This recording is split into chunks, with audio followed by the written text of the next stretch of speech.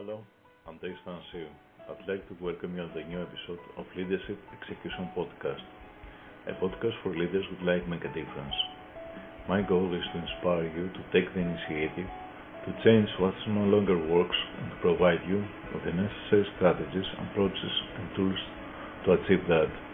Without delay, let's start with today's topic. What is a line of trust? One of the most basic problems in a learning project is to establish a common language with the client.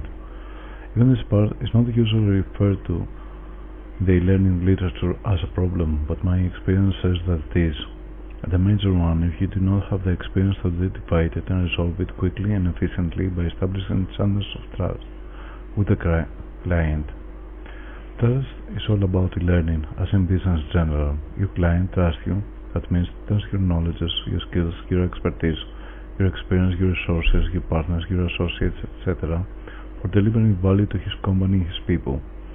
He or she trusts you that you should identify better than he or she can the main performance bottlenecks of his or her company operation, and you will find the ways by learning, training, coaching, etc. to fix them.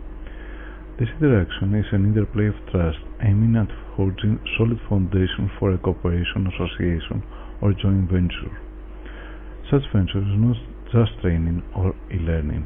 It is, or rather should be, a strategic alliance of freely associated parties providing mutual trust and value to each other. In the e-learning area, it is a little bit more difficult because sometimes you should start from the ground up and build on what is there. Some companies and organizations have been developed responsibly to the market conditions, to say at least, without following a master blueprint. This has created an irregular growth that has to be normalized in order for the company to be fully competitive towards the new market conditions.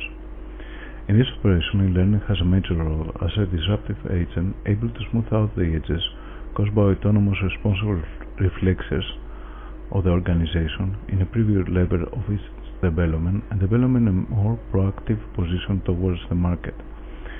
This is not an easy procedure, and you have to map carefully what's there and how you are going to route it towards the desired business direction. The procedure usually involves close cooperation with all the involved agents and stakeholders, long hours of reaching to basic consensus for the learning strategy and the main learning objectives, and a lot of meetings for outlining the levels of intervention, the how and where the e-learning should be commenced, how it will affect the normal company's operation, to whom it could be addressed, etc. Note that before the actual learning process, before any learning procedure have taken place. But this phase, I call it the mutual acceptance phase, is one of the most important for any learning project.